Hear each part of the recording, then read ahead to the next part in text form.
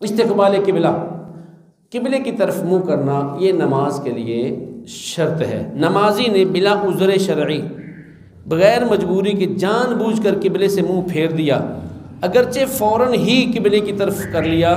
تو نماز ٹوٹ جائے گی۔ جان بوجھ کے اس نے مطلب نماز پڑھ رہا تھا، ایسے ہو گیا، فوراً نماز ٹوٹ گئی، لیکن آنکھیں بند تھیں اور وہ نماز پڑھتے پڑھتے نا وہ مطلب کہ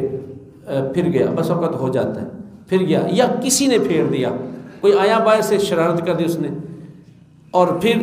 اگر 3 بار سبحان اللہ کہنے کی مقدار کے اندر اندر اس نے اپنا چہرہ اپنا رخ قبلے کی طرف کر لیا تو نماز ہو جائے گی، بصورت دیگر اس کی نماز نہ ہوگی۔ اگر ایسی جگہ پر جہاں قبلے کی شناخت یعنی پہچان کا کوئی ذریعہ نہیں ہے، نہ کوئی ایسا مسلمان ہے جس سے پوچھ کر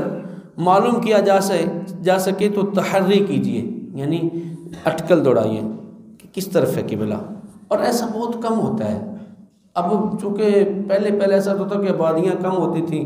تو لوگ دور دراز تجارت کے لیے سفر کر جایا کرتے تھے، جنگلوں میں سے گزرتے تھے، تو صاف ظاہر ہے نماز کا وقت تو آنا ہی آنا ہے، تو اس وقت پھر ان کے لیے پریشانی کا سبب بنتا تھا۔ اب کوئی ساتھ ہے ہی کوئی نہیں بتانے والا کہ قبلہ کس طرف ہے۔ آپ ایک شہر سے دوسرے شہر جائیں تو پریشان ہو جاتے ہیں، مسجد کا رخ دیکھ کے آپ کہتے ہیں یار ہمارے گاؤں کی مسجد کا رخ تو اس طرف ہے، یہ اس طرف ہے، جبکہ ایسا ہوتا نہیں ہے، وہ سیم ہی کنڈیشن ہوتی ہے، سیم ہی مطلب ڈائریکشن ہوتی ہے۔ تو یوں مطلب کہ پہلے ہوتا تھا، اب وہ معاملہ ہے نہیں، لیکن پھر بھی اگر کہیں ایسا ہو جائے، آپ کہیں دور نکل گئے ہوں تو وہاں کوئی بتانے والا نہیں ہو، تو پھر بندہ سوچے، جہاں پر دل جمے کہ اس طرف قبلہ ہے اس طرف نماز پڑھ کے اس طرف منہ کر کے نماز پڑھ لے تو اس کی نماز ہو جائے گی۔